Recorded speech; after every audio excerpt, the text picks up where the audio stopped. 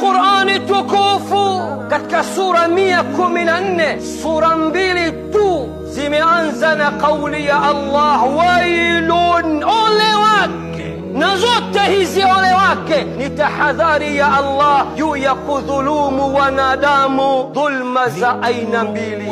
Wailun likulli humazatin lumaza, ole wake mwenye kuwaramba watu visogo. Nini maana yake? Unakuwa naye mnacheka, hayya usahla alhabib, karibu bilbet bet, kiachana tu unamngonga, akikupa kisogo tukakupa mgongo unamsengenya.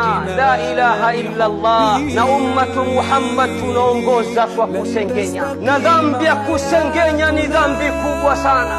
Wailun ya pili, Allah anatoa tahadhari, anatoa onyo. Allah anasema ole wake mwenye kudhulumu haki za watu na mali za watu. Wailun lilmutaffifin, ole wao wenye kupunja vipimo, maana yake wenye kudhulumu watu haki zao. Alladhina idha talu ala nnasi yastawfun, ambao wao wanapopimiwa wanataka haki sawa, wanataka watimiziwe.